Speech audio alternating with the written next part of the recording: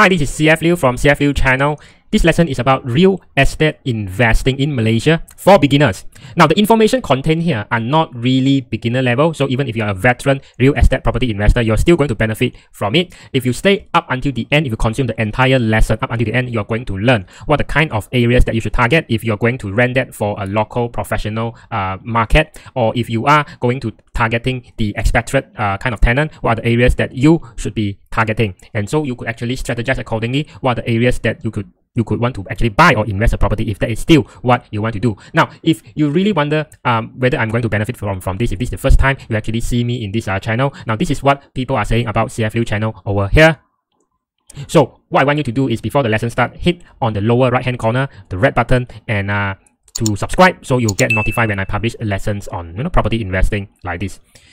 Now, just as a disclaimer, I'm not a real estate agent, not a property guru, just an independent financial advisor who are very well versed in all the property, stocks, unit trusts, and all kind of investment, and generally financial planning as a whole. So you're going to benefit a lot by following this channel. So don't forget to hit on the notification bell as well. And I really want to credit the Edge Weekly and the Edge Property, because all the information that I'm going to share with you are actually gathered from some of the articles that they publish.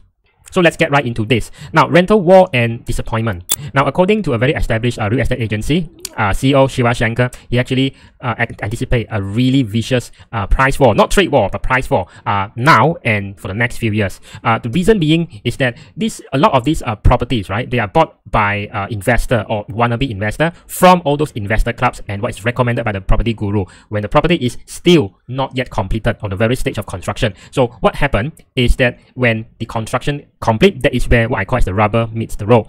You actually need to start to pay the banks for the mortgages. So naturally, it would be good if you get this kind of rental income coming in as promised, as projected, or as estimated by the property guru that actually asked them in the first place to actually invest the hard-earned money into some of the projects that they recommend. But they will be very disappointed because there's currently an oversupply in the market. When there's an oversupply, you know that no matter how good is your property, the price is not going to rise, and even the price is going to fall when it comes to rental rate. They try to actually ask for this high rental rate as promised by the property guru, so they can actually cover the mortgage installment. That will not happen, and this has been going on for some time. They will just escalate and become even more vicious, in the next few years. So if you want to really understand why this is happening, and is there a way to actually solve this rental income problem, a stagnating or low rental income problem, I want you to actually check out another lesson that I have by after this lesson, and click on the upper right hand corner popping up over here. Now, if you're a beginner when it comes to real estate investing in Malaysia, you might also be very easily hoodwinked, blindsided, or conned by a lot of these investor clubs or property gurus, because these property gurus are actually misleading all their so-called investor clubs members that this property they would actually appreciate in value about like 20 or 40% after that has been completed, right? And then they could actually do a quick sell, right? Even after minus all the penalty and all the real property gain tax, they would still make a handsome profit. The thing is, now this property are completed, but then they see the valuation are actually not rising as per projected, and the rental income, as I've mentioned, they can't even cover the monthly installment that these owners or buyers are paying to the bank. Now, there was a lot of this easy kind of financing, loan compression and all this strategy and technique back when the market was booming in 2011, 2014. Now it started to actually slow down after 2014, but people are still lagging behind. They still thought that property is always on the way up. They have never really want to accept there's this so-called cycle, right? There's a boom and there's a bust cycle when it comes to property. Everything has this kind of cycle. People have actually stopped buying. More people are actually renting instead of buying, but the building of this new property that come up in the market cannot stop, because obviously that is because the developer have to build, right, and generate revenue. The developer need to sell, so that contribute to a lot of these 50,000 of overhang units of this residential property in Malaysia. A lot of property guru are nothing more than a very glorified real estate agent. Just like, I have nothing against real estate agent, especially if you are a beginner in real estate investing. It is very, very important to know. Tell me one property guru that don't have any property to recommend or sell to you directly, and I will show you flying pigs. No, wait a second. I think I can even show it to you now. Now, in Angry Bird, there's already a lot of flying pigs, right? And flying birds as well. Anyway, all hope are actually not lost. Now, if you still insist on investing in real estate property, here's something for you. In Malaysia, there are a few so-called rental hotspots, and these hotspots are Petaling Jaya, Subang Jaya, and Puchong. Now, according to another expert, not a property guru, but another like real estate agency expert, he said that these hotspots are attracting people who just start working in their 20s or early 30s, and they always want to live where is nearer to where they work. Here's my take to this. Work, especially office work, nowadays, we are talking about 2020 and beyond. It's getting more and more remote. There's a lot of things that can be done by not going to the office, right? Work remotely is becoming very, very common, especially with this pandemic or these illnesses, COVID-19 kind of outbreak. So they say that in China, there's a lot of, it would be the biggest kind of remote working experiment due to the COVID-19 outbreak in early 2020. So I think going forward, if this trend is becoming more common, as in remote working, where people only travel to the office like once or twice a week, then the importance of living near to your office might not be so important anymore. In other sense, investing or buying a property that is just for the sake of nearer to your office would not make sense going forward from here, which means that the conventional mantra of property investing, which is the location, might not be that important anymore. And I actually talk about a lot on this in this another video, which you can check out after this lesson ends. Locals actually do not go into the rental market looking like to rent or stay for the next 10 years, right? Rather, they're always more like a short-term solution, rent 1 or 2 years, and then they want to pay the cheapest rent, but they want to live in the coziest designer unit, right? With a rock bottom kind of rental prices. So it's really, really hard to actually, please tenants nowadays. If you are the landlord, if you're a real estate property investor, then I think you should experience that already. Now, that being said, if you are targeting the local market, I think it's also of prime importance. These properties that you're going to buy for investment, the real estate property must be near to where this LRT and MRT stations are located, because they want convenience, right? Now, if you wonder that is there any chance this stagnating or even downtrending rental market will improve anywhere? So now, according to Shiva Shankar, one of the Rahim & Co CEO, he said that the absorption of unsold units is very slow. So there's not a lot of people that are buying. People who can actually afford that for investment, they probably like wait and see attitude. People who really want houses, they really want to desire to buy for their own stay, probably they are not able to because due to their credit rating or due to debt service ratio. These genuine buyers cannot get bank loan, which means that the need or the want is there, but they just cannot get their mortgage approved. These are the other aspects that I don't see all these property gurus or property seminars told you about. They just look at like how to hunt for this property, what are the strategy to use to buy multiple units in the shortest amount of time, how to get into the highly risk strategy, but they don't really teach you about the economics of things. Now, it's very simple, right? The pricing of the rental or the pricing of the property is basically basic economics. If there is more supply than demand, then no matter how you want to spin it, the price will still go down, especially coupled with the market, which is pretty bad, the business are affected by this all this pandemic outbreak. And then they say there's a lot of uncertainty in the market. We are talking about political risk in Malaysia. So all this is like a perfect storm. And it's just about human emotion. It's just about the economics. It's just about the law of supply and demand. There's no way you can actually spin this to a better kind of picture. When you are a beginner in real estate investing, instead of really learning about those fancy tactics, it really easily boils down to this, what I call as PRRR method in property investing. You know the market, how about the supply and demand in the market, and you know this basic PRRR principle in property investing. I think you could do well without all fancy tactics or strategy. So it's really hard to be a landlord nowadays because you basically have a very low negotiation power.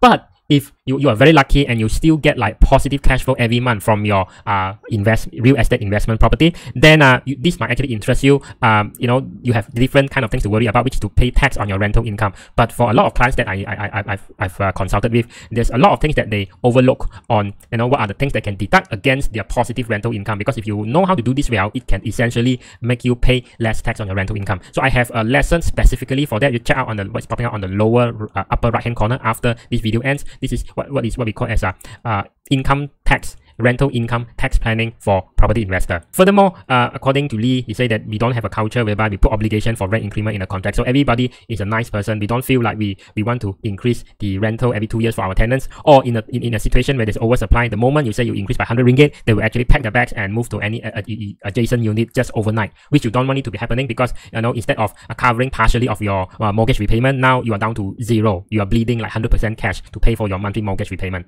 Are you unsure how much longer you should hold on to your worst performing real estate investment property, or whether you'll be better off selling it as soon as possible? You get tired of attending property investment seminar by property gurus who are still trying to convince you property investment is still as easy and profitable as 5 years or 10 years ago. Well, they might be right, or they might have their own agenda for saying so. Want a non-biased second opinion? I'm conducting an online web class this week to answer this burning question. You are also going to discover if your property is at risk of not able to increase your tenant's rental in the future. If you feel you're going to benefit from these out-of-the-box insider insights, click on the link in the description below after you finish watching this video, and it will bring you to a page that looks like this. No credit card required, but availability is limited. We get filled very fast. Seats are reserved on a first come, first served basis. Okay, let's move on to rental hotspots for in Klang Valley. Right now, this according to this article, these are the expat hotspots. They are Mont Kiara, KLCC, and Bangsa. The area offer what we call ecosystem that is more suited for this expat lifestyle, which I'm going to explain more.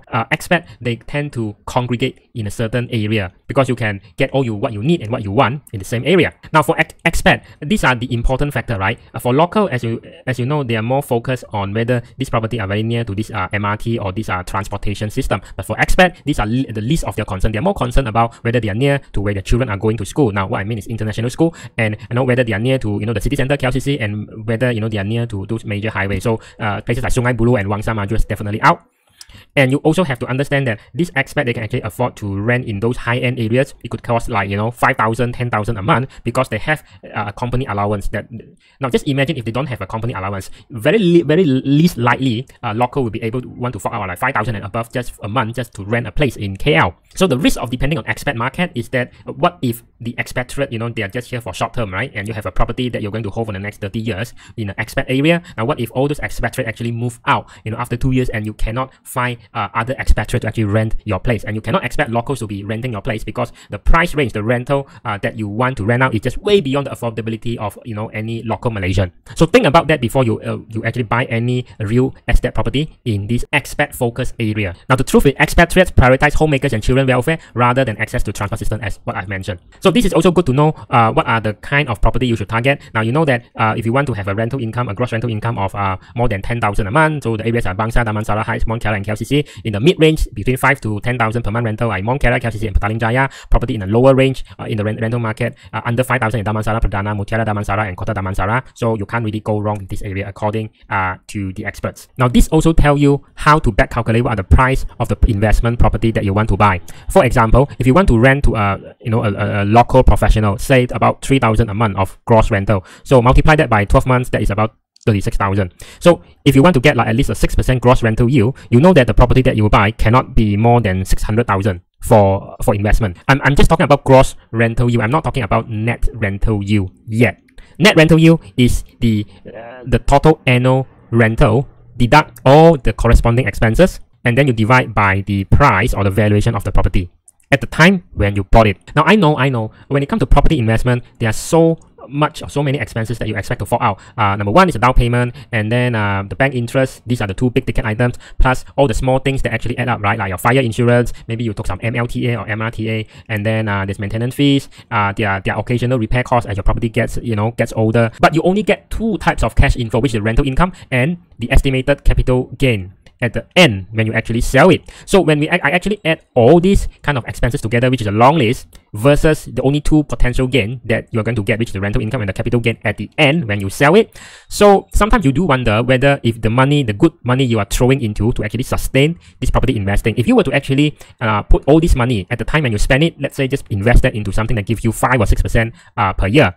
I think in a lot of cases, when I actually dissect the scenario, we realize that a lot of our clients, their investment property, their real estate investment property, are really not making any money. Because how do we know? We know because if we will make a simulation to say all this cash, they actually put that just into something that gives them 5 or 6% per year, they would end up having more money at the end of the day, which exceeds their capital gain at the time when they sell the property, and also the accumulated rental that has been received throughout the entire holding duration. And this is actually no rocket science, because this is caused by this overhang in the market, oversupply in the market, stagnating rental income, all these kind of hard issues that is affecting you. So in other words, you are taking so much trouble just to get a total kind of annualized return for your property investment of, say, 4%, which you can actually easily get it by investing into something that is more liquid, less headache, less troublesome, less hassle when it comes to, you don't need to actually manage so many things like tenants management and all that. And sometimes you ask yourself whether it's still worth it to still hold on your investment property, or you rather sell it now and just take whatever capital gain you could recoup from there and just invest into something, give you 5 or 6%, growing year after year, just like real estate investment trust. Now, I don't know, but you might want to actually join a workshop or online webinar that I'm conducting. So it's totally online. You don't need to actually attend another seminar, but you do need to book a time. Go on the links, click on the links on the description box below. Check that out, and it will give you a very better clarity on whether you should still hold onto your property or you should actually sell it now and just take whatever capital gain or profit you have, put that into something simpler and less hassle-free. And someone, a CEO of this established estate agency, says that it's normal if you get a rental yield of about 2 to 4.5%. Now that is really a sad case. What? I think what he meant is a net rental yield, right? But they say it's true that residential property have more pronounced capital gain appreciation. Your yield might be low, as long as it could be good if you have like still a positive cash flow, but you might get like 20 to 40% capital gain in the next 5 or 10 years. But still, don't let this blindside you. The best way is to actually calculate what I call as a cash in, cash out compound return analysis. Links in the description, so check that out to really know whether the annualized return of your property investment during the entire holding period is actually better or worse than putting your money into fixed deposit. If it's not a lot better, then I think it's not worth your time to actually still hold on your investment property. So let me know in the comment section below whether you think it is a good time to actually buy or is a good time to actually sell real estate property in Malaysia. That is all for me. Don't forget to actually like this video and hit on subscribe.